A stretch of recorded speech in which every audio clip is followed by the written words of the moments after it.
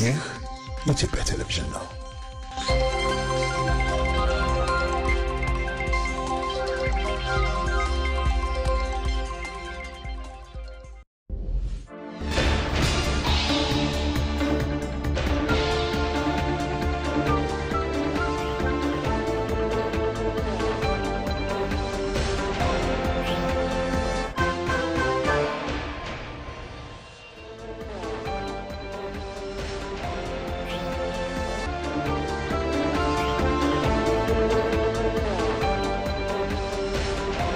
ተነስተልን እንደምንላችኋል የተከበራችሁ ተመልካቾቻችን ከኢትዮጵያ ቴሌቪዥን በቀጥታ ወደ እናንተ የሚደርሰው ኢቲቪ 4 ማዕዘን ዜና 7 ሰዓት ነው አሁን ይጀምራል።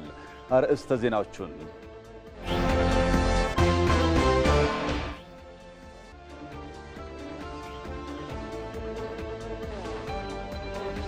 የሚኒስትሮች ምክር ቤት በ32ኛ መደበኛ ስብሰባው በፋይናንስ ድጋፍና ብድር ስምምነቶች በኢሚግሬሽንና ዜግነት አገልግሎት እንዲሁም በዲፕሎማሲያዊ ጉዳዮች ላይ ተወያይቶ ውሳኔዎችን አስተላለፈ።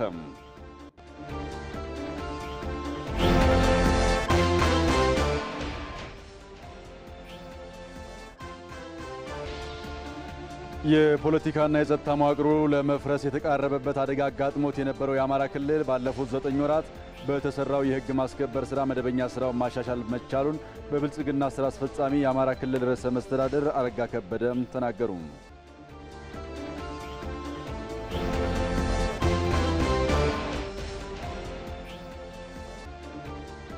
የሲቪል ማህበረሰብ ድርጅቶች በሀገራዊ ምክክር ሂደቱ ላይ እያበረከቱ ስላለው አስተዋጽኦ የሚመክር መድረክ እየተደረገ ይገኛል።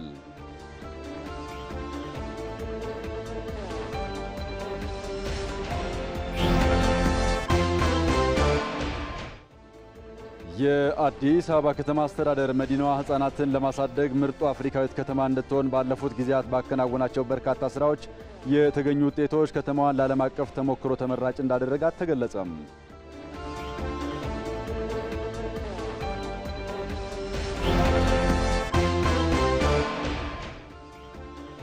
ከውጭ የመረጃ ምንጭ አሜሪካ ለዩክሬን እያደረገች ያለው ድጋፍ በጦርነቱ ለውጥ ለማምጣት ወሳኝ መሆኑን ገለጸች።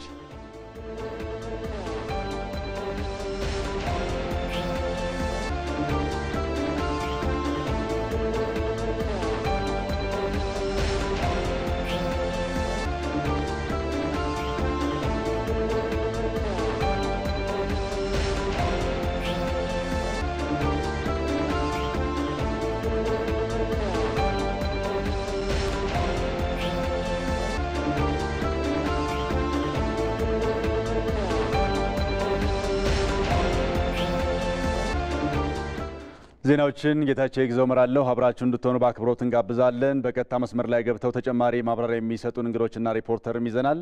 ሪፖርተራችን ሰለሞን ከበደ የሲቪል ማህበረሰብ ድርጅቶች በሀገራዊ ምክክር ሂደት ላይ ያበረከቱ ስላለው አስተዋጽኦ እየተካሄደ ያለ መድረክን የታደመ ይገኛል። ይህንን ጉዳይ በተመለከተ ተጨማሪ መረጃም ያጋራናል። በአማራ ክልል የግብርና ስራዎችን በተመለከተ ደግሞ የክልሉ የግብርና ቢሮ ምክትል ቢሮ ኃላፊ በቀጥታ መስመራችን ላይ ከባህር ዳር ስቱዲዮ ይገቡና ተጨማሪ መረጃዎችን የሚያጋሩን ይሆናል።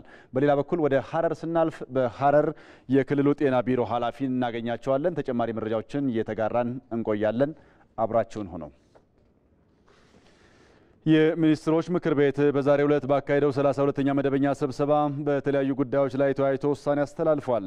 ምክር ቤቱ በአራት የፋይናንስ ድጋፍና የብድር ስምምነቶች ማለትም ለምስራቅ ኢትዮጵያ ኤሌክትሪክ ግሪድ ማጠናከሪያ ፕሮጀክት ማስፈጸሚያ ከአፍሪካ ልማት ባንክ የተገኘ የ52 ሚሊዮን የአሜሪካ ዶላር ለስራ ፈጠራና የመሰረተ ልማት ግንባታዎች ፕሮጀክት ማስፈጸሚያ የሚውል ከጣሊያን መንግስት የተገኘ 10 ሚሊዮን ዩሮ ለቆላማ አካባቢዎች የኑሮ ማሻሻያ ፕሮጀክት ማስፈጸሚያ ከዓለም አቀፍ የልማት ማህበር የተገኘ 255 ሚሊዮን ዶላር እንዲሁም ለፓወር ሴክተር ሪፎርም ኢንቨስትመንትና ሞደርናይዜሽን ፕሮጀክት ምዕራፍ 1 ማስፈጸሚያ የሚውል 393 ሚሊዮን ዶላር ከዓለም አቀፍ የልማት ማህበር የተደረጉ የብድር ስምምነቶች ላይ ተወያይቷል። ከአፍሪካ የልማት ባንክ የተገኘው ብድር 0.01% ወለድና ብድሩን በማስተዳደር ረገድ ለሚወጡ ወጪዎች 0.1 በመቶ የአገልግሎት ክፍያ የሚታሰብበት ሆኖ የ15 ዓመታት የችሮታ ጊዜን ጨምሮ በ40 ዓመታት ተከፍሎ የሚጠናቀቅ ነው።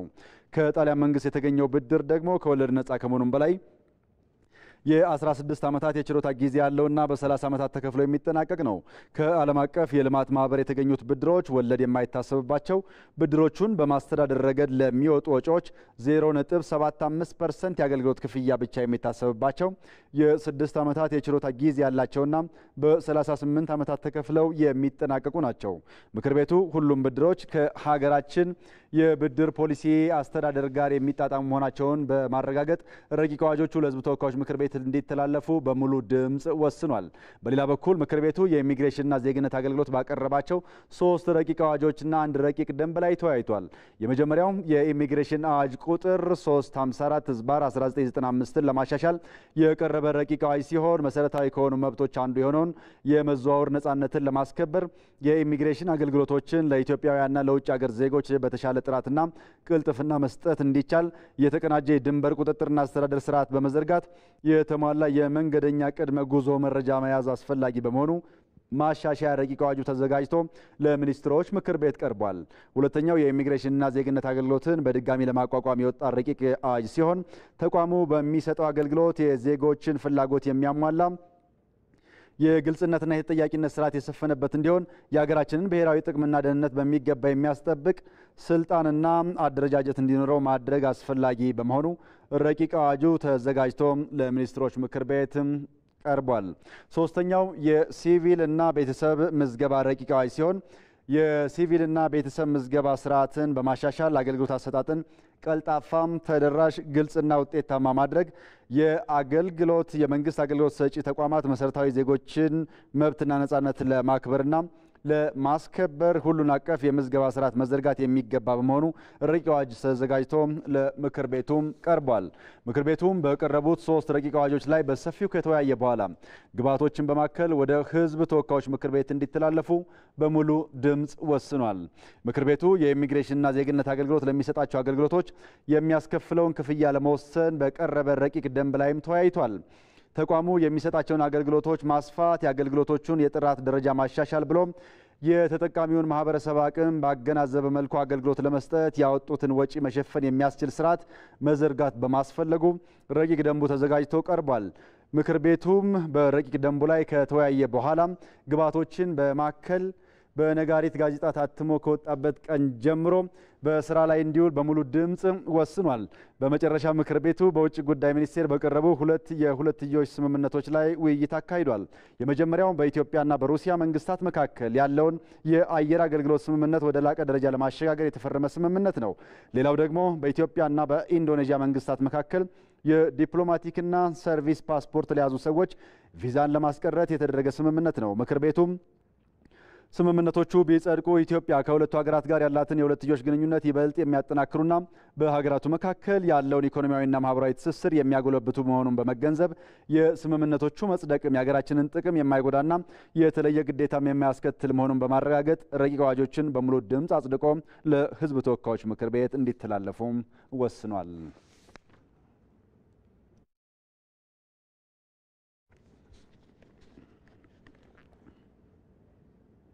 የመንግስት ቢሮዎች የቢሮ ከባቢን መቀየር፣ የስራ ከባቢን ምቹ ማድረግ ከቀዳሚ የትኩረት መስኮቻችን አንዱ ነው ሲሉ ጠቅላይ ሚኒስትር አብይ አህመድ ተናገሩ። ዛሬ በከተማና መሰረተ ልማት ሚኒስቴር መስሪያ ቤት ምድረ ግቢ የተሰሩ ስራዎች ብሎም በከተማ ልማት ስራ አኳያ ያሉትን እርምጃዎችን ለመመልከት ጉብኝት አድርገናልም ብለዋል ጠቅላይ ሚኒስትሩ በማህበራዊ የትስስር ገጻቸው ላይ።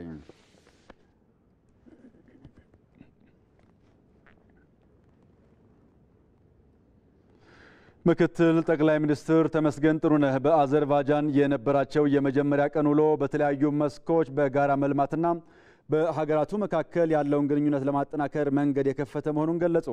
አዘርባይጃን በዲጂታል አገልግሎት በተለይም በክህሎት ማበልጸጊያ ተቋማትና የዘመነ የሲቪል ሰርቪስ ተደራሽነትን በላቀ መንገድ እየተገበረች ትገኛለች ያሉት ምክትል ጠቅላይ ሚኒስትሩ ተዘዋውረው የጎበኟቸው ተቋማትም ሀገሪቱ በዲጂታል ስርዓት ላቅ ያለ ምርታ ላይ እንደምትገኝ ማሳያዎች ናቸው ብለዋል። የፐብሊክ ሰርቪስ ዘርፉን ቀልጣፋና ተጠያቂነት የሰፈነበት አሰራርን እውን ለማድረግ እንዲሁም ተጨማሪ ስራዎችን ተቀራርበን ለመተግበር የሚያስችል ስምምነት ተፈራርመናልን ብለዋል። በቀጣይ ኢትዮጵያም የጀመረቻቸውን ሁሉን አቀፍ የሪፎርም ስራዎችን በዲጂታላይዜሽን በመታገዝ የላቀ ስራን ለመተግበርና ጠንካራ የሲቪል ሰርቪስ ስርዓትን ለማረጋገጥ ከአጋር ሀገር ከአዘርባይጃን ጋር ተቀራርበን ለመስራት ተስማምተናል ሲሉ ምክትል ጠቅላይ ሚኒስትር ተመስገን ጥሩነህ ገልጸዋል። አብራችሁን ቆዩ።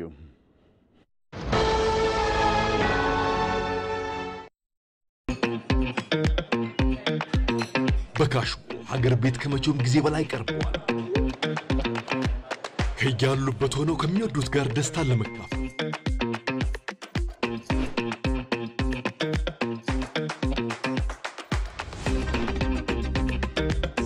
የሚወዱትን ሰው ዘና ለማድረግ የገንዘቡ መብዛትና ማነስ ሳያሳስብ ያለምንም ተጨማሪ ክፍያ ለደከመ ለመድረስ በካሽጎ ሀገር ቤት ከመቼውም ጊዜ በላይ ቀርበዋል። ቪዛና ማስተር ካርዶን ተጠቅመው በነፃ ብር ወደ ሀገር ቤት ይላኩ። ከፕሌይ ስቶር ወይም ከአፕ ስቶር በማውረድ ካሽጎን ይጠቀሙ። ካሽጎ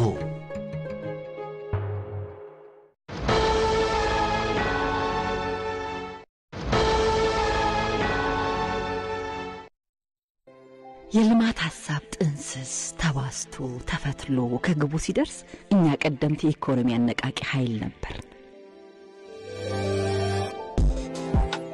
የጥበበኞች ብዕር ከወረቀቱ ሲያርፍ እጃውሰን ሂሩት አባቷ ማን ነው ብለን ከጥያቄዎቻቸው መልስ ጋር ያስታረቅን ችግር ፈቾች በዓለም አደባባይ ሀገራችንን የወከለ ቦንዳትመን በራስ አቅም በተባበረ ጉልበት ውሃን ወደ መብራት ያሻገርን የዘመን ችግር ፈቺ ድልድዮች ያልታዩ ገጾችን ገልጠን ልዩ ተሰጥኦን አፍክተን አዳዲስ ሐሳብ አዳብረን አብረን ለማደግ በጋራ ምንሰራ ከኢንዱስትሪ ግንባታ እስከ ምርት አቅርቦት ሀገር የሚገነቡ ባለ ራዕዮች ደጀን ሲሹ አብነቶች ከግዙፍ ኢኮኖሚ በስተጀርባ ስማችንን በደማቅ ቀለም አትመን የብዙዎችን ሕይወት ለዘመናት ያቀና ባለ ብርቱ እጆች ከአንድ ክፍለ ዘመን በላይ የልማት አገልጋይ የኢትዮጵያ ልማት ባንክ የልማት አጋሩ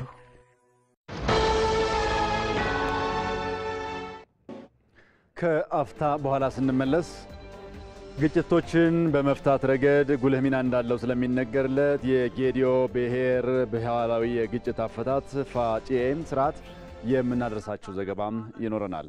አገሬ ነው ጣይት ይችቶታ አርዳኖ ካና ጌስቶታ ባሎ ማኖ ካና ጌንከና ጎዲን ካስቶታ ተና ማገኖ ዱጋንዲናቴ ካራንታንን አቲኖ አላቂ ማገኖቴ ካራንታንን አቲኖ አላቂ አገሬ ነው ጣይት ይችቶታ የአዲስ አበባ ከተማ አስተዳደር መዲናዋ ህፃናትን ለማሳደግ ምርጧ አፍሪካዊት ከተማ እንድትሆን ባለፉት ጊዜያት ባከናወናቸው በርካታ ስራዎች የተገኙ ውጤቶች ከተማዋን ለዓለም አቀፍ ተሞክሮ ተመራጭ እንዳደረጋት ተገለጸ። ከተለያዩ የአፍሪካ ሀገራት የተውጣጡ መሪዎች የቅድመ አንደኛ ደረጃ ትምህርት ቤቶች እንዲስፋፉና ለህፃናት ምቹ እንዲሆኑ ለማድረግ የተከናወኑ ስራዎችን ጎብኝተዋል። ጥላውን ካሳ አዲስ አበባ ህፃናትን ለማሳደግ ተመራጩ አፍሪካዊት ከተማ ለማድረግ የተከናወኑ ስራዎች ፍሬ አፍርተው ከተማዋ ልምድ የሚቀስምባት በዓለም አደባባይም በተምሳሌትነት የምትነሳ ያደረጋት ነው። በዘርፉ በተከናወኑ ጥረቶች ቅድመ መደበኛ ትምህርትን ማስፋፋት ከመቻሉ ባሻገር በርካታ ቅድመ አንደኛ ደረጃ ትምህርት ቤቶችና የአንደኛ ደረጃ ትምህርት ቤቶችን ሞዴል በማድረግ ማሸጋገርም ተችሏል። ይህ ውጤት በርካታ ሀገራት አዲስ አበባን ለልምድ መቅሰሚያነት ተመራጭ እያደረጓት መሆኑን የተገለጸው ከተለያዩ የአፍሪካ ሀገራት የመጡ መሪዎች በመዲናዋ በተለይም በቅድመ አንደኛ ደረጃ ትምህርት ቤቶች እንዲስፋፋና ለህፃናት ምቹ እንዲሆኑ ለማድረግ የተሰራውን ስራ ጎብኝተዋል። ከተለያዩ የአፍሪካ ሀገራት የተውጣጡና በመዲናዋ የሚገኙ ቅድመ መደበኛ ትምህርት ቤቶች የጎበኙት መሪዎቹም የአዲስ አበባ ከተማ አስተዳደር ለቀዳማይ ልጅነት የሰጠው ትኩረት ትልቅ አድናቆት የሚቸረው እንደሆነ ጠቅሷል። የተመለከቱት ነገር ትልቅ ተሞክሮ የሚገኝበት መሆኑንም በማንሳት በተመለከትኩት ነገር በጣም ተደንቄያለሁ። ባለፉት ጥቂት ቀናት ስንነጋገርባቸው የነበሩ የሞዴል ትምህርት ቤቶችን መመልከት ችያለሁ። የተሻለ የመማር ማስተማር ገጽታንም እንዲሁ መመልከት የቻልኩበት ነው። የምገባ ስርዓቱንና ለምግብነት የሚውሉ በዚያው በትምህርት ቤቶች ውስጥ የሚገኙ አትክልቶችንም እንደዛው ህፃናቱ በተለያዩ መንገዶች ትምህርታቸውን ሲከታተሉ ተመልክተናል። ቀዳማይ ልጅነትም በምን መልኩ እየሄደ እንዳለ ተመልክተናል። የአዲስ አበባ ከተማ ከንቲባና መንግስት በዘረጋው የቀዳማይ የልጅነት ፕሮግራም በጣም ተደንቀናል፣ ተነሳስተናል። አሁን ከኛ የሚጠበቀው እዚህ ያየነውን ልምድ ወደ ሀገራችን ወስደን ለማዕከላዊ መንግስት ማቅረብ ነው። ይህ አፍሪካ ውስጥ በመፈጠሩ ደግሞ በጣም ደስተኞች ነን። በተለይም በመምህራንና ተማሪዎች መካከል ያለው መስተጋብር ለልጆቹ እድገት የላቀ አበርክቶ እንዳለውም ገልጸዋል። ጎብኚዎቹ በዘርፉ የተሰራው ስራ ለበርካታ የአፍሪካ ሀገራት እንደ ተሞክሮ የሚወሰድ መሆኑን ተናግሯል። በሁሉም የትምህርት ስርዓት ውስጥ የመምህራን ተሳትፎ አስገርሞኛል። በማስተማር ሂደት ውስጥ ያሉ ሁነቶችና መምህራን ለተማሪዎቻቸው ያላቸው ቅርበት፣ የተማሪዎችን ማቀባበል ድንቅ ነው። በእርግጠኝነት መናገር የሚችለው በርካታ የአፍሪካ ሀገራት ወደዚህ መጥተው ተሞክሮ መውሰድ እንዳለባቸው ነው። ከዚህ ጉብኝት መመልከት እንደቻልነው ቀዳማይ ልጅነት ለልጆች ምን ያህል አስፈላጊ እንደሆነ ነው። በአጠቃላይ ለልጆች አእምሯዊ እድገት ወሳኝ በመሆኑ ልምድ የሚቀሰምበት ትልቅ ስራ ነው። የመጣነው አዲስ አበባ ስለጀመረችው ስለ ቀዳማይ የልጅነት ፕሮግራም ልምድ ለመቅሰም ነው። ዛሬ ጠዋት የቅድመ መደበኛና የሁለተኛ ደረጃ ትምህርት ቤቶችን ተመልክተናል። እዚህ ያየነውን ነገር ወደ ሀገራችን ወስደን መተግበር የምንፈልገው ነው። ዛምቢያ የቀዳማይ የልጅነት ፕሮግራም ቢኖራትም ጥቂት ማስተካከያ ማድረግ ይኖርባታል። የአዲስ አበባ ከተማ አስተዳደር ትምህርት ቢሮ ኃላፊ ዶክተር ዘላለም ሙላቱ ከተማ አስተዳደሩ መዲናዋ ህጻናትን ለማሳደግ ምርጥ አፍሪካዊት ከተማ እንድትሆን ባለፉት ጊዜያት በርካታ ስራዎች መሰራታቸውን ጠቅሰዋል። በተሰሩ ስራዎች የቅድመ አንደኛ ደረጃ ትምህርት ቤቶችን ምቹና ሳቢ በማድረግ ማሸጋገር ላይ አመርቂ ውጤት ተገኝቷልም ነው ያሉት። በዘርፉ የተገኘው ይህ ውጤት መዲናዋ ተሞክሮ የሚቀሰምባት እንድትሆን አስችሏታልም ብሏል። በዚህ ስራ ውስጥ በነበረን አክቲቪቲ በአፍሪካ ውስጥ በተሻለ ስራ ስለተሰራ ዛሬ ከበርካታ አፍሪካ ሀገራት የመጡ ከንቲባዎች፣ ሚኒስትሮች እና የትምህርት አመራሮች ዛሬ ጉብኝት አድርገዋል። በነበረን ጉብኝት ውስጥ እናንተ ማይታችኋል ብዬ አስባለሁና አንደኛ የመጀመሪያ እንደዚህ አይነት ትምህርት ቤት አፍሪካ ውስጥ አለ ወይ የሚለው የመጀመሪያ ሪስፖንስ ነውና በጣም ደስ ብሏቸዋል። ትምህርት ላይ የሚሰሩ ስራዎች ሀገርን የሚቀይሩ እንደሆነ የሚናገሩት ኃላፊው በዘርፉ የተጀመሩ ስራዎች ተጠናክረው ይቀጥላሉ። ትምህርት ላይ የሚሰራው ሀገር እንደሚቀይር ሀገርን የሚቀየረው ትምህርት ቤት የምትሰራው ትምህርት ቤት መሆኑን በደንብ ማረጋገጥ ያስፈልጋል። እሱን አረጋግጠናል ብዬ ያስባለሁ። በጣም ደስተኞች ናቸው። እኛም ይሄን ወኔ ይዘን ደግሞ ሁሉንም ትምህርት ቤቶቻችን አሁን ሞዴል አድርገን የሰራናቸውን ትምህርት ቤቶች ውስጥ ሞዴል የማድረግ ስራ እንሰራለን ማለት ነው። አዲስ አበባ 597 የህፃናት ሙያዎችና በመኖሪያ ቤት አካባቢ በግል እንዲሁም በመንግስት ተቋማት ውስጥ ገንብታ አገልግሎት እንዲሰጥባቸው ማድረጓንም መረጃዎች ይጠቁማሉ። ኢቲቪ አራት ማዕዘን ዜናን ከኢትዮጵያ ቴሌቪዥን በቀጥታ እየተከታተላችሁ ትገኛላችሁ። ተጨማሪ መረጃዎችን ወደምንጋራባቸው የቀጥታ ስርጭቶቻችን የምናልፈው ሰለሞን ከበደ ሪፖርተራችን የሲቪል ማህበረሰብ ድርጅቶች በሀገራዊ ምክክር ሂደት ላይ ያበረከቱ ስላለው አስተዋጽኦ እየተመከረ ይገኛል። ይህንን ጉዳይ በተመለከተ ተጨማሪ መረጃ የሚያጋራን ባልደረባችን ነው። ከአማራ ክልል የግብርና ቢሮ ምክትል ቢሮ ኃላፊ በባህር ዳር ስቱዲዮአችን ይገኛሉ። በአማራ ክልል ያሉ የግብርና ስራዎችን በተመለከተ ተጨማሪ መረጃዎች እንዲሁ ያጋሩን ይቆያሉ። ወደ ሐረሪ ስናልፍ ደግሞ የሐረሪ ክልል የጤና ቢሮ ኃላፊ እናገኝና ተጨማሪ መረጃዎችን የሚያጋሩን ይሆናል። በቅድሚያ የምናልፈው ሰለሞን አንተ ወደ ያስከው የሲቪል ማህበረሰብ ድርጅቶች በሀገራዊ ምክክር ሂደት ላይ ያበረከቱት ስላለው አስተዋጽኦ ስለሚመክረው መድረክ ነው። ይህንን ጉዳይ ነው የምንመለከተው። እንግዶቼ ተጠብቁኛላችሁ። ከመሸጋገሪያ በኋላ እንመለሳለን። ሰለሞን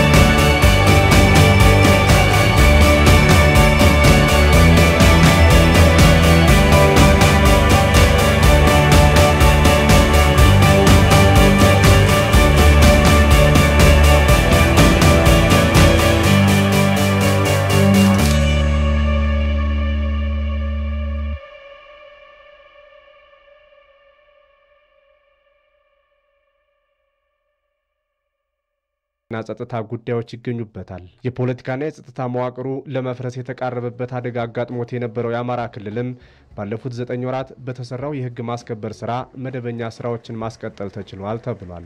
ጸጥታው ከተረጋጋ በኋላ መደበኛ የልማት ስራዎችን ለማስጀመር ነው ጥረት የተደረገ።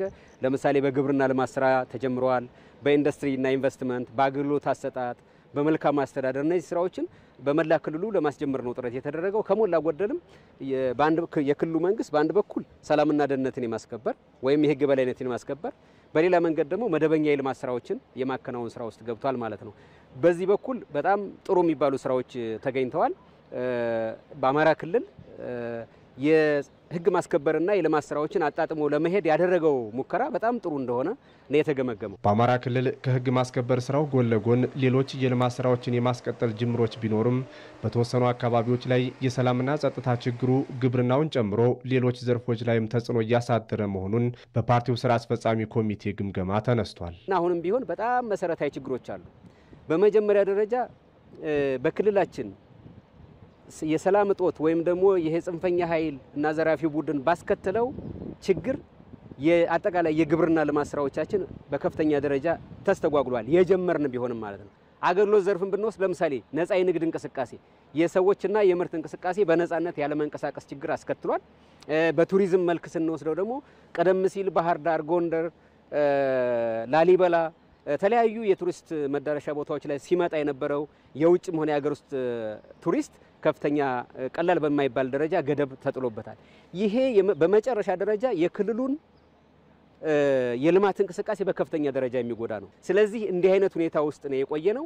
ነገር ግን በአሁኑ ሰዓት በጣም ተስፋ የሚሰጥ ሁኔታ ውስጥ ነው ያለ ነው በአጠቃላይ ማለት ነው። ያለፈው 9 ወር በአማራ ክልል ህዝቡ የሚጠቅመውን የለየበት ነው ያሉት ርዕሰ መስተዳደሩ አሁን ላይ የክልሉን ህዝብ ተጠቃሚነት ለማረጋገጥ እየሰራን ነው ብለዋል። ቀደም ሲል የነበሩ አቅሞቻችንን አሁን ትምህርት ያገኘንበትን ሁኔታ ደምረን በክልሉ ውስጥ አስተማማኝ ሰላም፣ ዘላቂ ሰላም እና ደግሞ ህብረተሰቡን በየደረጃው ተጠቃሚነት የሚያረጋግጥ የልማት እንቅስቃሴ ለመግባት ምቹ ሁኔታ ውስጥ እንዳለን የገመገብ ነው። በነገራችን ላይ የአማራ ክልል ብቻ ሳይሆን እንደ ሀገር በአጠቃላይ የጸጥታ ችግር ያለባቸውን በዚሁ የአማራ ክልልን በገለጽኩበት መንገድ የሚገለጹ እንደሆነ ለማየት ሞክረናል። በኢትዮጵያ ውስጥ ዘላቂ ሰላምን ለማረጋገጥ የሚሻ ህብረተሰብ ነው ያለ። ስለዚህ መጪው ጊዜ በደንብ አስቦን መምራት ከቻልን ህብረተሰቡን ፕሮግራም ተቀምጦልናል። ግልጽ የብልጽግና ፕሮግራም እንዴት መተግበር እንዳለብን ግልጽ እና በጣም አቅም የሚገነቡ ስልጠናዎችን ወስደናል።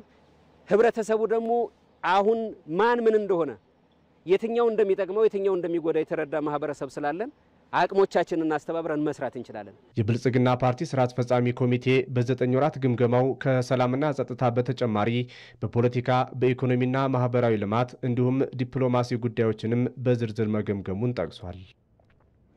እዚሁ አማራ ክልል ጉዳዮች ላይ ነው የምንቆየው። በከተማዋ የተረጋገጠው ሰላም ልማት ተግባራት መሳለጥ አስተዋጽኦ እያደረገ መሆኑን በባህር ዳር ከተማ ነዋሪዎች ተናግረዋል። ከኢቲቪ የልማት ጉዳይ ጋር ቆይታ ያደረጉ የከተማዋ ነዋሪዎችም ለዘላቂ እድገት መሰረት የሆነውን ሰላም ለማጠናከር ሁሉም የድርሻውን እንዲወጣ አሳስበዋል። ራሄል ፍሬው ነዋሪዎቹን አነጋግራለች። በመንግስትም በህብረተሰቡም በጥሩ ነገር ተወያይቶ መፍትሄ አምጥቶ እኔን ያያቸውን ልማት የተለየ ልማት እንዲያገኝ ቢያደርግ ደስ ይለኛል። አሁን ይሄ ልማት በዚህ ሰላም በጠበበው ሰዓትና ሰላምና መንግስትና ህዝብ ተጨናንቆ በሚታመስበት ሰዓት ይሄ ተሰራ መንግስትና ህዝብ አንድ ቢሆን የተሻለ ልማት ይመጣል ብዬ ባገሪቱ አምናለሁ። አስተዋይነት፣ ትግስት በጣም ይተበቅብናል። ስለዚህ እያስተዋልና ካርነ ችግሮች ሁሉ እየተፈቱ ይሄዳሉ ነው የሚል እንደኔ መልእክት ማስተላለፈው ማለት ነው። ህብረተሰቡ በስራ ላይ ተሰማርቶ እንዲንቀሳቀስ ማድረግ። አሁን ህብረተሰቡ ስራ ማጣት ላይ ነው ያለ፣ ችግር ላይ ነው ያለ። ኑሮ ውድነት ተቃጥሏል። ህዝቡ ስራ የሚመጣ ሁሉ ሰላም ሲሆን ነው። ልማት የሚፈጥር ሰላም ሲሆን ነው። ነጋዴም ነገደ፣ ገበሬም አረሰ፣ ሁሉም ሰላም ሲሆን ነው። ሰራተኛው ሰርቶ ሰላም ነው። ወሳኝነት ሰላም ነው። በጎነትና ጥሩነት ከአንድ ሳይድ ብቻ አይመጣም፣ ከሁለቱም ሳይድ ነው ማለት ከሁለቱ ወገን። አሁን ባልና ሚስት ካለ ሚስት ጥሩ ስለሆነች ብቻ ቤት አይመራም፣ ባል ጥሩ ስለሆነ ብቻ ቤት አይመራም። ባልና ሚስት ግን በጎ አስተሳሰብ ካላቸው ወደ ጥሩ ነገር የማይመጣበት መንገድ የለም። ስለዚህ ሁሉም በጎ የሆነ ነገርና እውነት የሆነ ነገር መደረግ አለበት እላለሁ። እዚሁ አማራ ክልል ላይ እንቆያለን። የአማራ ክልል የግብርና ልማት ስራዎችን በተመለከተ ነው ተጨማሪ መረጃዎችን እየተጋራን የምንቆየው። ዝርዝር ዘገባዎችንም በዚህ ጉዳይ ላይ ይዘናል። በክልሉ የግብርና ቢሮ ምክትል ቢሮ ኃላፊ አበጀ ስንሻው በቀጥታ መስመራችን ላይ ተገኝተውም ከባህር ዳር ስቱዲዮአችን ተጨማሪ መረጃዎችን እያጋሩን ይቆያሉ። የአማራ ክልል ግብርና ቢሮ ዘመናዊ የእርሻ ትራክተሮችን ለአርሶ አደሮች አስረክቧል። በርክክብ ስነ ስርዓቱ የፋይናንስ ትስስር የተፈጠረላቸው አርሶ አደሮች፣ የግብርና ቢሮ የስራ ኃላፊዎች፣ የፋይናንስ ተቋማትና የግብርና ሜካናይዜሽን ላይ የተሰማሩ ድርጅቶች ተገኝተዋል። ራሄል ፍሬው ጉዞ ወደ ግብርና ሜካናይዜሽን በሚል መሪ መልእክት የአማራ ክልል ግብርና ቢሮ በ3 ዞኖች ለሚገኙ አርሶ አደሮች 44 ዘመናዊ ትራክተሮችን አስረክቧል። በርክክብ ስነ ስርዓቱ የቴክኖሎጂ አቅራቢ ድርጅቶች፣ የፋይናንስ ተቋማትና በዘርፉ የተሰማሩ ባለድርሻ አካላት ተገኝተዋል። እነዚህ አራቱ የፎገራ ጀግና አርሶ አደሮች ናቸው። ሞቅ ያለ ጭብጨባ ለአርሶ አደሮቹ ቁልፍ ያስረከቡት በምክትል ርዕሰ መስተዳድር ማዕረግ የገጠር ክላስተር አስተባባሪና የክልሉ ግብርና ቢሮ ኃላፊ ዶክተር ድረስ ሳህሉ ግብርናውን ለማዘመን ምርትና ምርታማነትን ለማሳደግ እየተሰራ ስለመሆኑ አንስተዋል። 148 የሚደርሱ ትራክተሮችን አሰራጭተናል። ከዛሬው ጋር በዛሬው ዕለት 44 ትራክተሮች ለደቡብ ወሎ፣ ለሰሜን ወሎና ለደቡብ ጎንደር እናሰራጫለን። ከኢትዮጵያ ግብርና ስራዎች ኮርፖሬሽን ጋር በመነጋገር ሌሎች 75 ትራክተሮች ደግሞ በጉዞ ላይ ናቸው፣ ወደ ክልላችን እየገቡ ነው። በዚህ ዓመት ከልማት ባንክ ጋር በመነጋገርና አርሶ አደሮቹን በማገናኘት 13 ኮምባይነሮችን እስካሁን አሰራጭተናል። ከ148 ትራክተር በተጨማሪ ይሄ ቀጣይ የሚመጣው 75 ደግሞ ክልላችን ላይ ሲገባ በአጭር ጊዜ ውስጥ እናሰራጫለን። የግብርና ቴክኖሎጂዎችን ማቅረብ ብቻውን በቂ አይደለም ያሉት ኃላፊው የቀረበውን ቴክኖሎጂ ዘላቂ በሆነ መልኩ ለመምራት የመዋቅርና የጥገና ማዕከላት ጥናት መጠናቀቁን ገልጻሉ። ይህንን ዘርፍ የሚከታተል በቂ እውቀት ያለው የስራ ምሪት ክፍል ያስፈልገናል። ይህም በክልል ደረጃ ጥናት አጠናቀን ለሲቪል ሰርቪስ ኮሚሽን ቀርቦ አሁን ለአስተዳደር ምክር ቤቱ መቅረብ ነው የሚቀረው። እንዲጸድቅ እናስደርጋለን። የመዋቅራዊ ችግሩን እንፈታለን። ሁለተኛው ችግር አንቺ ያነሳሽው የጥገና እና የሚሄደው ትራክተር ሙሉ አገልግሎት እንዲሰጥ የሚያስችል ስራ መስራት ነው።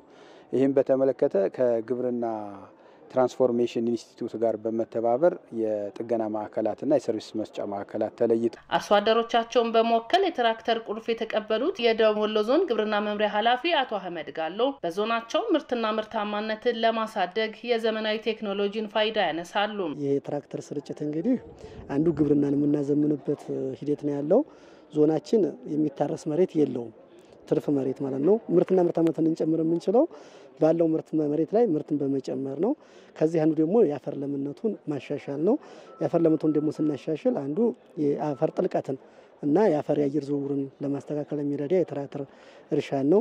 ለዚህ ደግሞ እነዚህ ወደ ዞናችን ሲገቡ ትልቅ አስተዋጽኦ ይኖራል ብለን ነው የምናስበው። የደቡብ ጎንደር ዞን ፎገራ ወረዳ የተገኙት አርሶ አደር ብላታ ሸቴ ጉልበትን ለመቆጠብና ለላቀ የሰብል ምርታማነት ከራስ አልፎ ለሌሎችም ለመትረፍ በተፈጠረላቸው የፋይናንስ ትስስር ባገኙት ትራክተር ለውጥ እንደሚያመጡ ያምናሉ። በጣም ደስ ብሎኛል።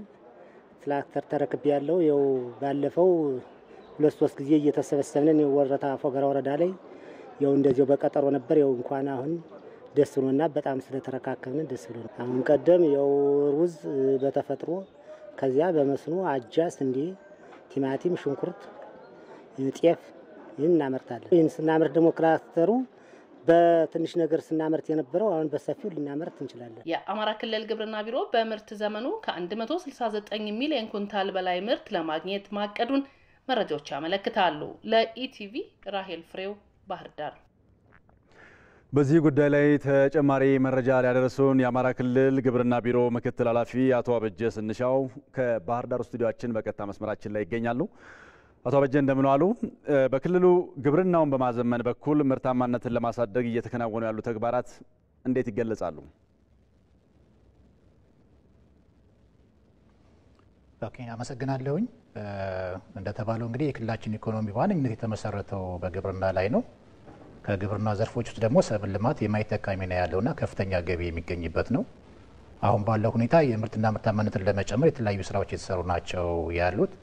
አንዱና የመጀመሪያው ነገር ምርትን ሊጨምሩ የሚችሉ ግብዓትና ቴክኖሎጂ ማግኘት ነው። ሌላኛው ፈጻሚው ማዘጋጀትና ወደ ስራ የማሰማራት ስራ ነው የሚሰራው ማለት ነው። የተለያዩ ግብዓትና ቴክኖሎጂ በማቅረብ በኩል አንዱ የሚቀርበው ቴክኖሎጂ የተለያዩ የግብርና ሜካናይዜሽን ቴክኖሎጂዎችን የማቅረብ ነው። በዚህ በኩል እንግዲህ ከባለፉት 2-3 ዓመታት ጀምሮ የክልላችን አርሶ አደር የሜካናይዜሽን ፍላጎቱና ሜካናይዜሽን ቴክኖሎጂን ገዝቶ በመጠቀም በኩል ያለው ድርሻ እያደገ ነው እየሄደ ያለው። እስካሁን ባለው በክልላችን ከ1892 በላይ ትራክተሮችና 54 ኮምባይነር የተለያዩ መፈልፈያና መውቂያ መሳሪያዎች እያሰራጨን ነው ያለ ነው። እንግዲህ ይሄ የምርት እድገትን ለማምጣት የምርት ጥራትን ለመጨመርና የአርሶ አደሩን ድካም ለመቀነስ የሚያግዙ ናቸው ማለት ነው። ይህንን ለማድረግ እንግዲህ የተለያዩ አጋር አካላት ያስፈልጋሉ። አንዱ ሊመቻቸው የሚገባው ነገር ይህንን ትራክተር ወይም ቴክኖሎጂ አርሶ አደሮች ሲወስዱ ገንዘብ ያገኛሉ የሚለውን ነገር ነው የነበረው። ይህንን እንግዲህ ለማመቻቸት የክልሉ መንግስት ከአበዳሪ ባንኮች ጋራ አበዳሪ ባንኮች ጠቀም ያለ ብር በረጅም ጊዜና በአነስተኛ ወለድ እንዲያበድሩ የስምምነት ሰነድ ተፈርሞ ወደ ስራ ተገብቷል። ሁለተኛ ይህንን ትራክተር ማን ያቀርበዋል የሚል ነገር ነው የነበረው። ይህንን ደግሞ ለማቅረብ አቅራቢ ድርጅቶች ተለይተው የሚያቀርቡ ድርጅቶች ስምምነት ተፈጥሮ እነሱ እያቀረቡ ነው ያለው። ይህንን በማድረግ እንግዲህ በክልላችን ከ5.1 ሚሊዮን ሄክታር በላይ መሬት ይታረሳል። ከዚህ ውስጥ 2.1 ሚሊዮን ሄክታር መሬት በትራክተር የሚታረስ በኮምባይነር የሚሰበሰብ ምቹ እንደሆነ ተደርጎ ይወሰዳል። ለዚህ አሁን ላይ ያቀረብናቸው ጅምር መነቃቃቱ ጥሩ ሆኖ በቀጣይ ይሄን እንግዲህ የበለጠ ማስፋፋት አለብን የሚል ነገር ነው ያለው።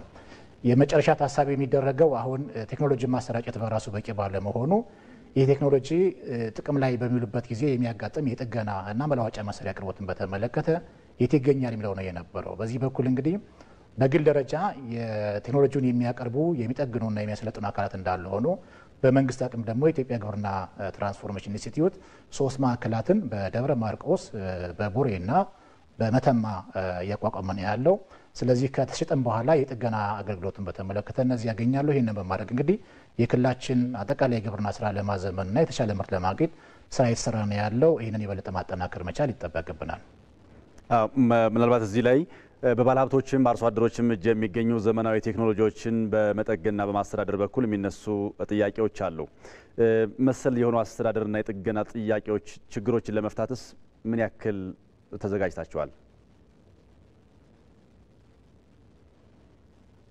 አንዱና የመጀመሪያው ነገር ቴክኖሎጂ ሊያቀርቡ የሚችሉ ድርጅቶች ተለይተዋል። በክልላችን የተለዩ ዋና ዋናዎቹ አንዱና የመጀመሪያው የአማራ ብረታ ብረት ኢንተርፕራይዝ ነው። ወረታ ኢንተርናሽናል አለ፣ አምባሰል አለ፣ እነኝና ሌሎችም አሉ በክልላችን የሚያቀርቡ። የመጀመሪያው ነገር እነዚህ አቅራቢዎች ካቀረቡ በኋላ ለ1 ዓመት ዋስትና አላቸው። እስከ 1 ዓመት የመጠገንና የመከታተል ግዴታ አለባቸው። ነገር ግን ደግሞ ከዛ በኋላ ያለውን ጉድለት ለመሙላት በመንግስት መደራጀት ያለበትና መቋቋም ያለበት ድርጅት ስላለ በግብርና ትራንስፎርሜሽን ኢንስቲትዩት በኩል የጥገና ማዕከላት የተገነቡ ናቸው ያሉት። አሁን የጥገና ማዕከላት ደብረ ማርቆስ፣ ቡሬና መተማ ያሉት ኦልሬዲ ያለቁና ያሉት እነዚህን በማቀናጀትና ቴክኖሎጂ በማሟላት ወደ ስራ ሲገባ ለአርሶ አደሮች ይህ ስጋት የሚሆን እንዳልሆነ ማንሳት ይፈልጋል። ከልብ እናመሰግናለን። ለነበረን ቆይታ ምስጋናችን ከፍ ያለ ነው። ተመልካቾች ሌሎች ጉዳዮችን እየቃኘን እንቆያለን። ሀገራዊ ምክክር ኮሚሽንን በተመለከተ እንዲሁም ወደ ሀረሪ እንሄድና በጤና ጉዳይ ላይ ተጨማሪ መረጃዎችን እንጋራለን። እዚህ ዋናው ስቱዲዮ ላይ ያሉ ዋና ዋና ጉዳዮችን አበይቶቹን በድጋሚ እናስታውሳቸው።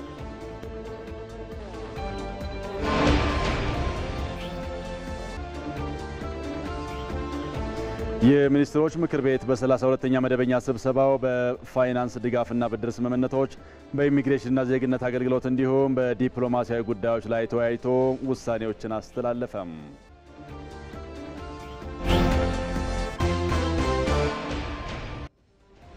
የፖለቲካና የጸጥታ መዋቅሩ ለመፍረስ የተቃረበበት አደጋ አጋጥሞት የነበረው የአማራ ክልል ባለፉት 9 ወራት በተሰራው የሕግ ማስከበር ስራ መደበኛ ስራውን ማሻሻል መቻሉ በብልጽግና ስራ አስፈጻሚ የአማራ ክልል ርዕሰ መስተዳድር አረጋ ከበደም ተናገሩ።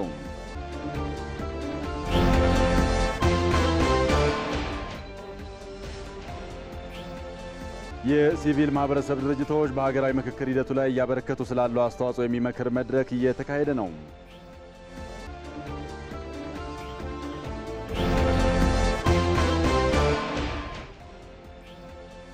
የአዲስ አበባ ከተማ አስተዳደር መዲናዋ ህጻናትን ለማሳደግ ምርጡ አፍሪካዊት ከተማ እንድትሆን ባለፉት ጊዜያት ባከናወናቸው በርካታ ስራዎች የተገኙ ውጤቶች ከተማዋን ለዓለም አቀፍ ተሞክሮ ተመራጭ እንዳደረጋት ተገለጸ።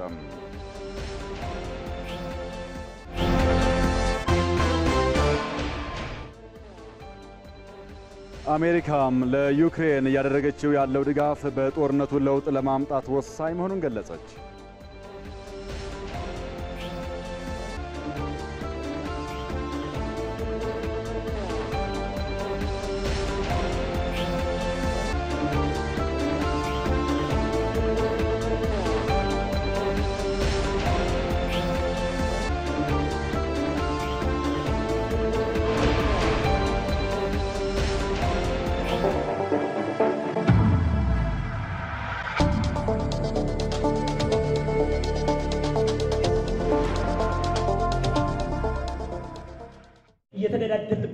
ጦርነት የዚህ የሀገራዊ ምክክር አለመኖርና የመዘግየቱን ምክንያት ሊሆን ይችላል የሚለን እምነት አለ።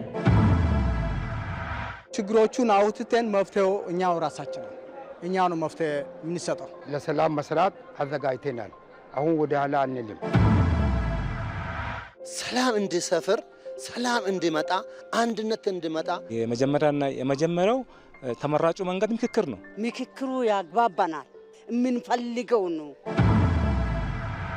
በመመካከር ውስጥ ብዙ ነገር ነው አንዱ ከሌላው የሚወስደው። ቁጭ ብሎ ተነጋግሮ ተመካክሮ ነገሮችን መፍታትና እያንዳንዱ ሰው ወደ ራሱ ወደ ነበረው ፍቅራችን፣ አንድነታችን፣ ሰላማችን መመለስ አለበት። ይቺ ሀገር የሁላችንም እኩል ትሁን ከተባለ እኩል እንዳንሆን ያደረጉንን መሰረታዊ የሆኑ አጀንዳዎችን የማምጣት መብት ብቻ ሳይሆን ግዴታም ነው ላለው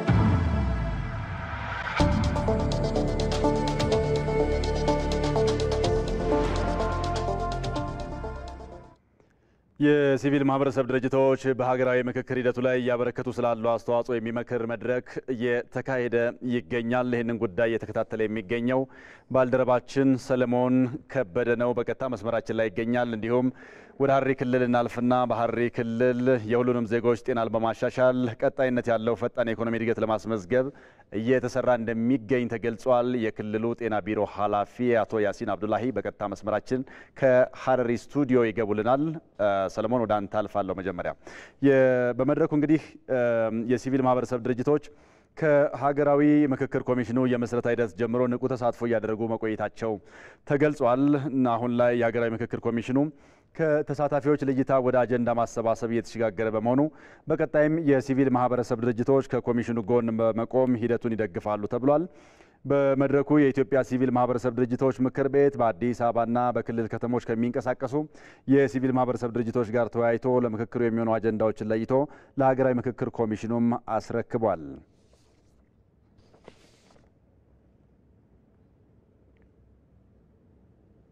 ጉዳዩን በዝርዝር እንመለከታለን። ሰለሞን እንደምን ቆየህ?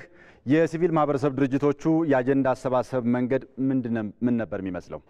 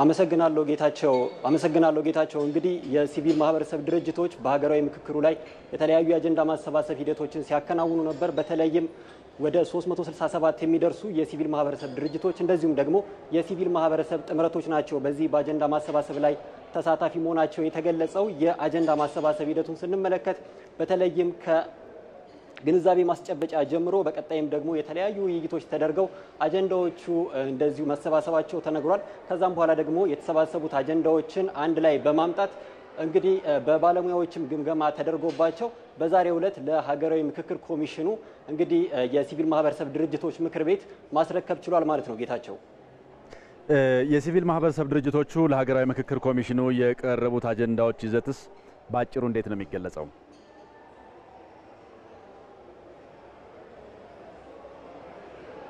እንግዲህ የተለያዩ አጀንዳዎች ቀርበዋል። በተለይም ፖለቲካ ባህላችንን እንዴት ማሻሻል አለብን የሚለው በዋናነት እንዲታይ እንፈልጋለን ብለዋል የሲቪል ማህበረሰብ ድርጅቶች።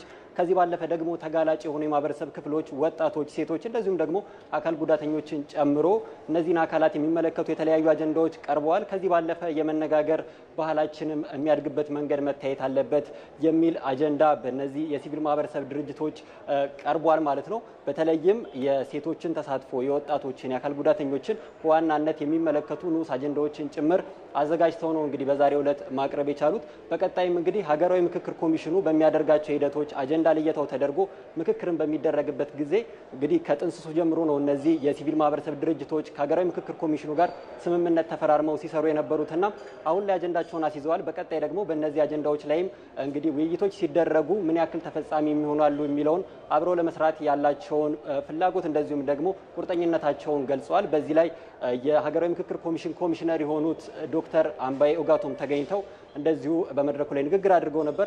በጠቅላላ ያለው መረጃ ይህን ይመስላል። ጌታቸው።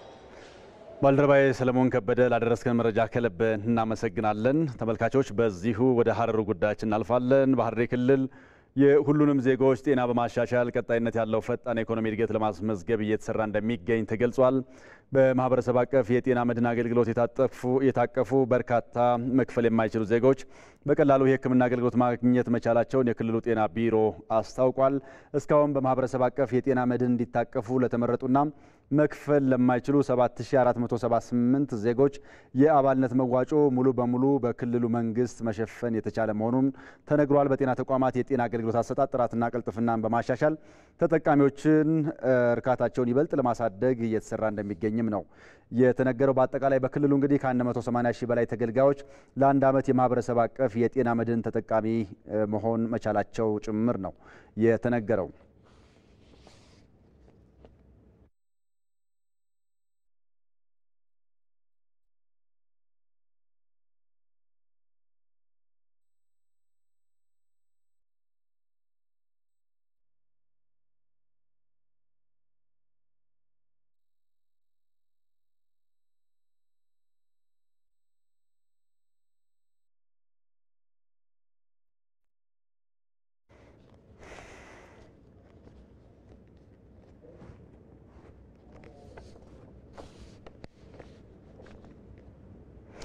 በዚህ ጉዳይ ላይ ተጨማሪ መረጃ እንዲያጋሩን የሐረሪ ክልል ጤና ቢሮ ኃላፊ አቶ ያሲን አብዱላሂን ከሐረር ስቱዲዮአችን በቀጥታ መስመራችን ላይ አግኝተናቸዋል። አቶ ያሲን እንደምን ዋሉ? በክልሉ የጤና መድን አገልግሎት ያለበት ደረጃ እንዴት ነው የሚገለጸው? ከሕክምና አገልግሎትና ከመድኃኒት አቅርቦት ጋር ይነሱ የነበሩ ጥያቄዎችን ለመመለስ የተደረገ ጥረትስ ምንድን ነው?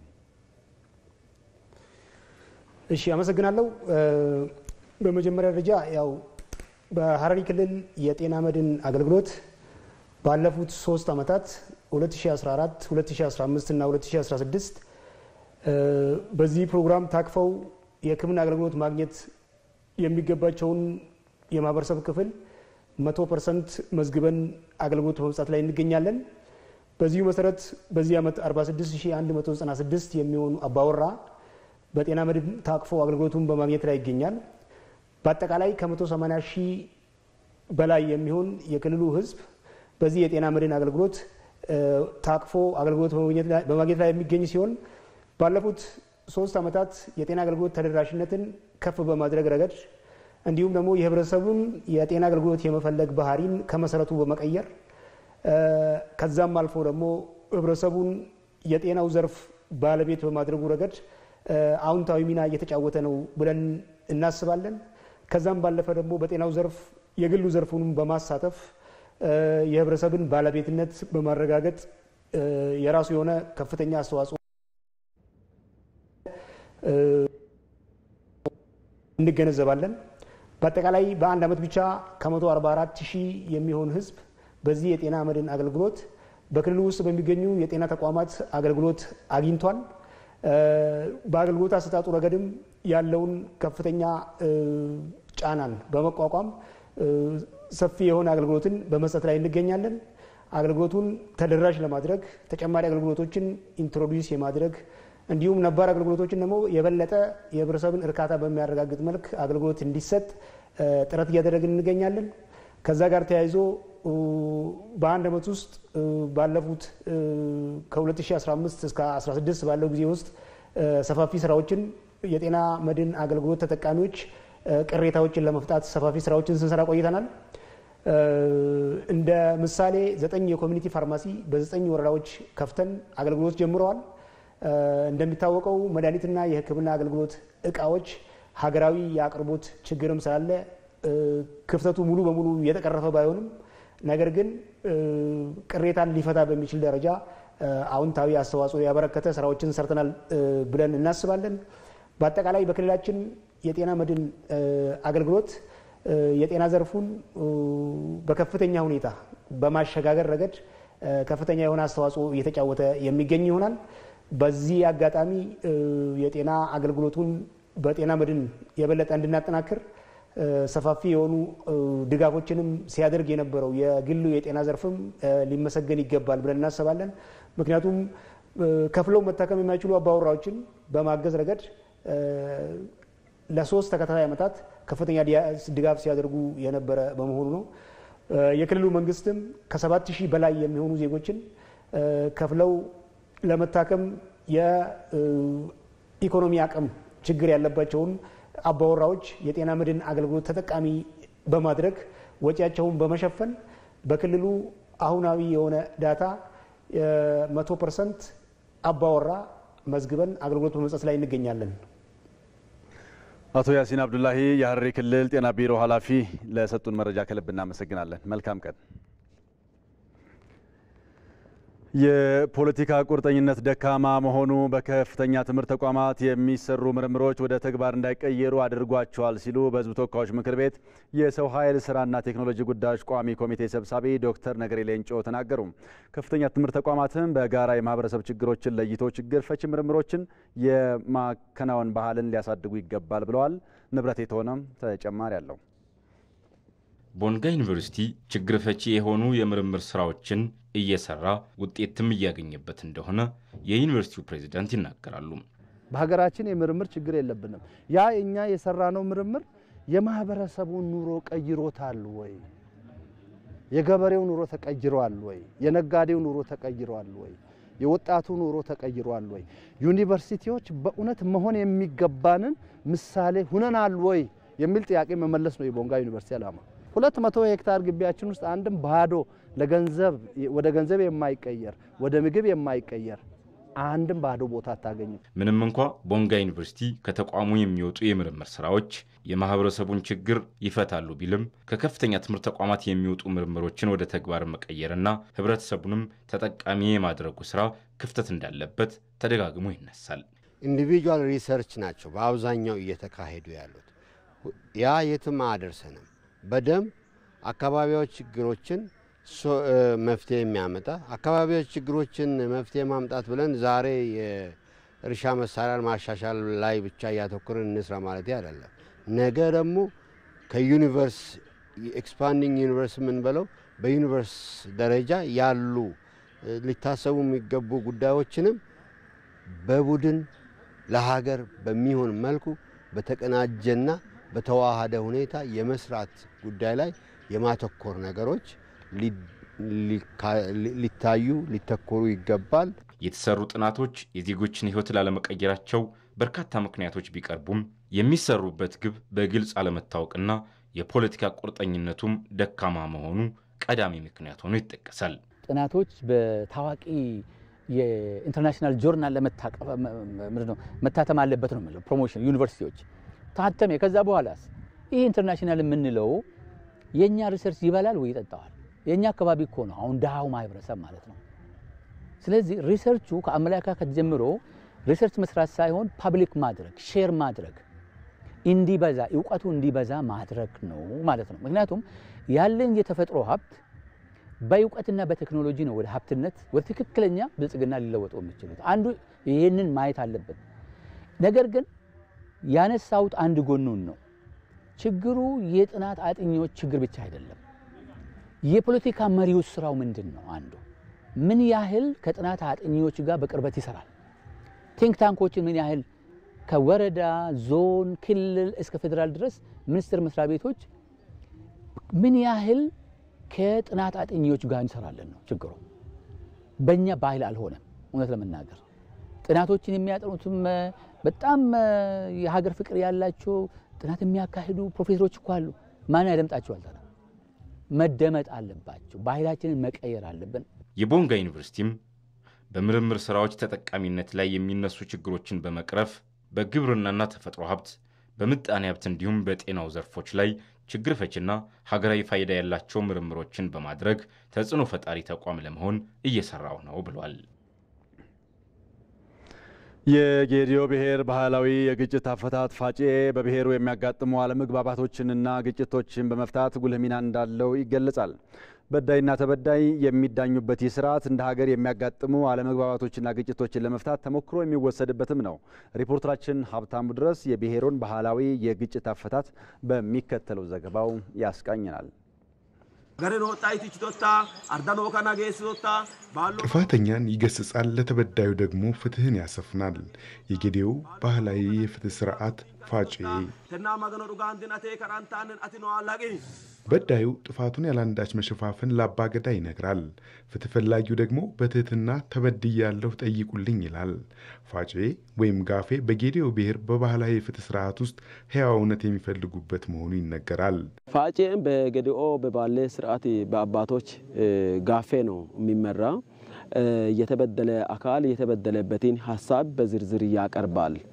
ያ በዳዩ ክፍልም ደግሞ ያጠፋውን ጥፋት አጥፍቻለሁ፣ ጥፋት ሰርቻለሁ ያለ ነው ብሎ ያለ ምንም ማንገራገር በውስጡ ምንም ሳያስቀርና ሳይደብቀው ጥፋቱን ያኛው የተበደለ ግለሰብ ያቀረበውን ሀሳብ ያለ ነው ብሎ ይመልሳል። ያለ ነው ብሎ ሲመልስ ያኛውም ተበደልኩ ብሎ ያቀረበም አካል ደስተኛ ይሆናል። ጋፌ ስርዓት ከተደረገ በኋላ ጥፋት ያጠፋውን ጥፋት ፈጽመሃል ተብሎ በጋፌ ስርዓት ውሳኔ ይሰጣል። ባህላዊ ስርዓቱ እንደ ዘመናዊ የፍትህ ስርዓት አንዱ ረች ሌላው ተረች ሆኖ የሚሸኝበት ሳይሆን በዳይና ተበዳይ በቀጣይ የህይወት መስተጋብራቸው በክፉ እንዳይተያዩ እርቅ የሚፈጽሙበትም ጭምር ነው። የጌዲዮ ብሔርን የወከሉ 7ቱ ጎሳዎች በሰንጎ ተገኝተው የሚያደርጉት ይህ ስርዓት በህዝቡ ዘንድ ቅሬታ የሚፈጥሩ ጉዳዮችን የሚያስወግዱበትና ሰውን ከተፈጥሮ ጋር የሚያስታርቁበት እንደሆነም ነው የጌዲዮ ዞን ባህልና ቱሪዝም መምሪያ ኃላፊ አቶ ደርቤ ጂኖ የሚናገሩት። ብዙ ሰዎች ሰው እርስ በራሱ ይበዳደላል፣ ክፉ ነገርም ያደርጋል፣ መጎዳዳትም አለ።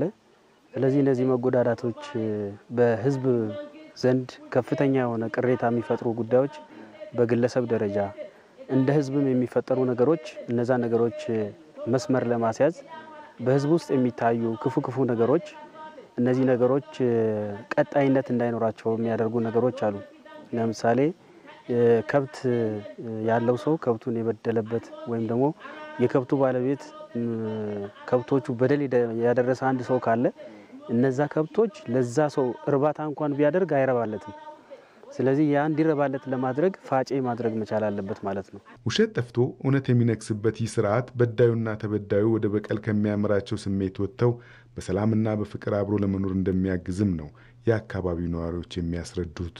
ሰው የገደለ ሰው የአባገዳ ጋር ግን መጥቶ የሟች ወገንም ሆነ የገዳይ ወገን ትክክለኛ እርቅ ታርቆ በጌዲኦ እንደውም ጋብቻ የሚፈቅድ ከሆነ እንዲጋቡ ይደረጋልና ትልቅ ፍትሃዊነት ያለበት በዳይና ተበዳይ የሌለበት በስምምነት ሁለቱን አስታርቆ አፋቅሮ ነው የሚለየው ገዳ። እውነቱን አግኝቻለሁ፣ ተበድለሃል ተብያለሁ። ሌላ የተቀየመ አካል የለም። እኔ ዛሬ በጣም ደስ ብሎኝ ነው። ሞስት ከ2009 ዓ.ም ጀምሮ ዛሬ 7-8 ዓመት አካባቢ ነው በውስጤ የነበረው ትልቅ ነገር ዛሬ ሸክም የወረደልኝ ቀን ነው። የጎሳ መሪዎች ቀን ሙሉ ጉዳዩን በጥልቀት ካዩ በኋላ እውነትን ለፈጣሪ ይቅርታን ደግሞ ለህዝብ የሚሉት እንደ ፋጬ ያሉ ስርዓቶችን እንደ ሀገር እዚህም እዚያም የሚከሰቱ ግጭቶችን በዘላቂነት ለመቅረፍ የጎላ ሚና እንዳላቸውም ይጠቀሳል። በደቡብ ኢትዮጵያ ክልል የበልግ ምርት ውጤት የሚጠበቅበት ቢሆንም የግብዓት አቅርቦት ልዩነት ግን የአርሶ አደሩ ጥያቄ ሆኗል። ይህን ልዩነት ለመፍታት ታዲያ የተለያዩ አማራጮችን በመጠቀም የሰፋ የምርት ልዩነት እንዳያመጣ እየተሰራ መሆኑን ኮሰም ብርሃኑ ወላይታ ዞንን መነሻ በማድረግ በተከታዩ ዘገባው ዳሶታል። በወላይታ ዞን ያለውን የበልግ ዝግጅትና የግብርና ግብዓት አቅርቦቶችን ለመመልከት ዳሞት ፑላሳ ወረዳ ዘልቀናል። ወረዳው በዞኑ የበልግ ወቅት ቀደም ብሎ የሚገባበት ነውና ዛሬ አርሶ አደሩ ምርት እየጠበቀ ነው። በአካባቢው በአርሶ አደርነት ህይወታቸውን የሚገፉት አቶ ደመቀ የግብርና ግብዓት በጊዜ በማግኘታቸው ከበቆሎ ማሳቸው ጥሩ ውጤት ይጠብቃሉ። አርሶ አደሩ የሚያሳስባቸው ታዲያ በልግ ሳይሆን የመኸር እርሻ ወቅት የግብርና ግብዓት አቅርቦት ነው። መዳበሪያውም ዘሩም በጊዜ እንዲመጣልን እንፈልጋለን። ዘሩ ሁሉ ነገር በጊዜ ከገባ በኋላ ሰው ቀደም ብሎ ዘርቶ ደህና ውጤት ያገኛል ብለን እንጠብቀው። በጥቂት ኪሎ ሜትር ርቀት ላይ የሚገኘውና ተመሳሳይ በልግ ወቅትን የሚጋራው ሌላው አርሶ አደር ደጀኔ ግን ከነበረው ግብዓት አቅርቦት ጋር ተያይዞ ከአቶ ደመቀ ተቃራኒ መረጃን አጋራን። በልግ ምርት ጥሩ ነው፣ ግን አይከፋም። ችግርም አለ። ችግርም ያው በጊዜው ዳፍ በጊዜው ዩሪ ቢሰጡ መልካም ነው። ግን እኛ የዘራው ገዝቶ ነው የዘራኛ። ይሄ ችግር ይሄ እኛ ያው ውጤተኛ እኛ አልሆንም። ከፍተኛ የበልግ አምራች አካባቢዎች ተብለው ከሚጠቀሱት አንዱ አሁን የምንገኝበት በደቡብ ኢትዮጵያ ክልል የሚገኘው በወላይታ ዞን በአጠቃላይ ከ19 ሚሊዮን ኩንታል በላይ ምርት ይጠበቃል። እንደ ደቡብ ኢትዮጵያ ክልል በበልግ ምርት ከ73 ሚሊዮን ኩንታል በላይ ምርት ይጠበቃል።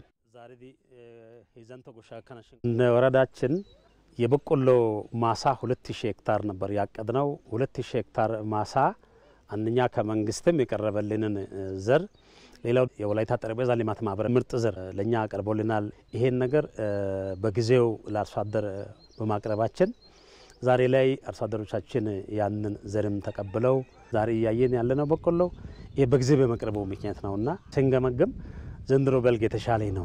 እንደ ዳሞት ፑላሳ ወረዳ የበልግ ወቅት ቀድሞ የሚገባባቸው አካባቢዎች ቢኖሩም ታዲያ በወላይታ ዞን ቆላ ደጋና ወይና ደጋ የአየር ንብረት ያለባቸው አካባቢዎች ደግሞ እያደጉ ያሉ ሰብሎችና ገና የዘር ሂደት ያልተጠናቀቀባቸው አካባቢዎች በግብርና ግብዓት አቅርቦት ረገድ ተመሳሳይ ችግርን የሚጋፈጡ ናቸው። አርሶ አደሩ ከፍተኛ ፍላጎት አለ። ለምሳሌ እኛ 75000 አቅደን 20000 ኩንታል አልቀረበም። ስለዚህ እያደረግን ያለነው ምንድነው ለኛ እንደ ዞን ከ75000 56000 የቀረበው 74% ከሆነ ለእያንዳንዱ መዋቅር 74% እንዲወርድ የቅሩ ማለት ነው። ስለዚህ ምንድነው 26% አልቀረበም ነው ለእያንዳንዱ መዋቅር። ያ ደግሞ አርሶ አደሩ ላይ ተጽዕኖ ያሳድራል። አርሶ አደሩ የሚያነሳው ጥያቄ ትክክል ነው፣ ግን ደግሞ ኖሮ ሳይሆን ቀርቦ እያለ ሳይሆን እጥረቱ የፈጠረው ችግር ስለሆነ ይሄም አሁን አርሶ አደሩ የሚያነሳው ከአምና ካቻምናና አምና በጣም የተሻለ ነው። ሙሉ በሙሉ ያልነበረበት ጊዜ ነበር እኮ። ዘንድሮ ይህን ያህል መቅረቡ የተሻለ ተስፋ እንዳለ ያሳያል። አርሶ አደሩን ፍላጎት እንግዲህ እንደዛ ያርገን እየሸፈነ መተናል። በደቡብ ኢትዮጵያ ክልል ደረጃ ካለው ጥቂት የግብዓት አቅርቦት እጥረት አንጻር የበልግ ምርት ላይ ተጽዕኖ እንዳያሳድር ታዲያ አርሶ አደሩ አማራጮችን ማቅረብ ተጠናክሮ መቀጠል እንዳለበት ይገለጻል። ከውጭ የመረጃ ምንጭ አሜሪካ ለዩክሬን እያደረገች ያለው ድጋፍ በጦርነቱ ለውጥ ለማምጣት ወሳኝ መሆኑን ገለጸች። የውጭ ጉዳይ ሚኒስትር አንቶኒ ብሊንከን በዩክሬን ድንገተኛ ጉብኝት አካሂደዋል።